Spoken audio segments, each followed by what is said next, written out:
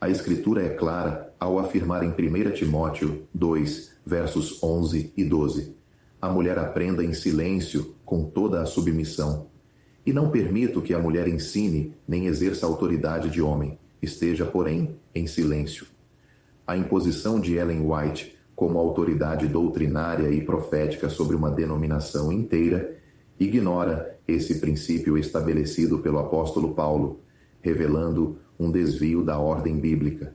A doutrina adventista do espírito de profecia sustenta que ela foi uma profetisa inspirada por Deus e que seus escritos são uma revelação especial para os crentes. Segundo os adventistas, seus escritos não substituem a Bíblia, mas servem como uma luz menor que conduz à luz maior das Escrituras. Baseiam-se em textos como Apocalipse 19, verso 10, que afirma que o testemunho de Jesus é o espírito de profecia, interpretando isso como uma referência direta à missão profética de Ellen White. No entanto, ao analisarmos as Escrituras, percebemos que essa visão carece de respaldo bíblico e levanta sérias preocupações doutrinárias.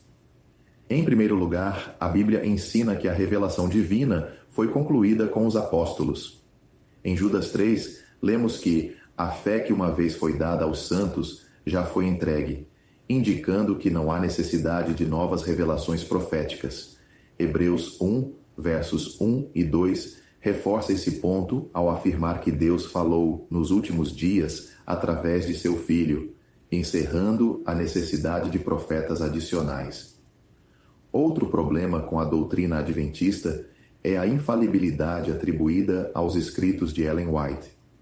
Embora os adventistas neguem que seus escritos sejam equivalentes à Bíblia, na prática, muitos a tratam como uma autoridade final em doutrina e prática cristã.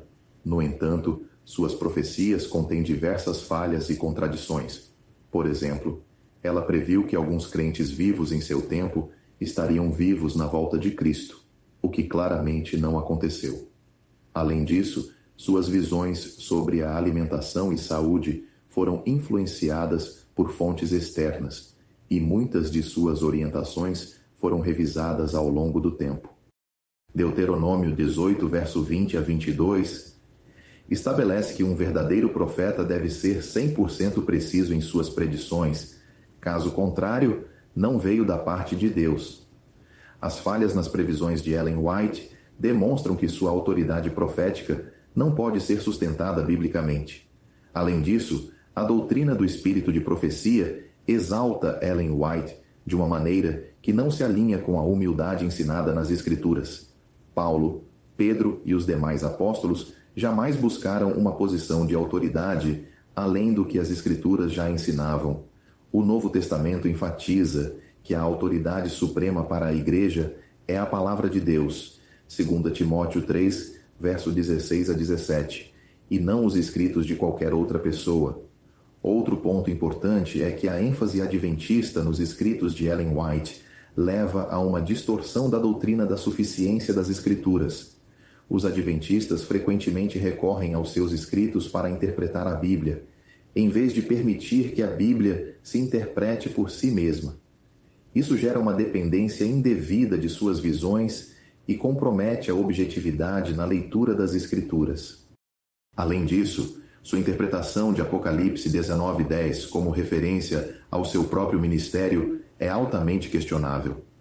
O contexto do versículo aponta para o testemunho de Jesus como o verdadeiro espírito de profecia, referindo-se à proclamação do Evangelho e à revelação já completa nas Escrituras. Os adventistas aplicam essa passagem de maneira forçada para validar a autoridade de Ellen White, mas isso não encontra base nos escritos apostólicos.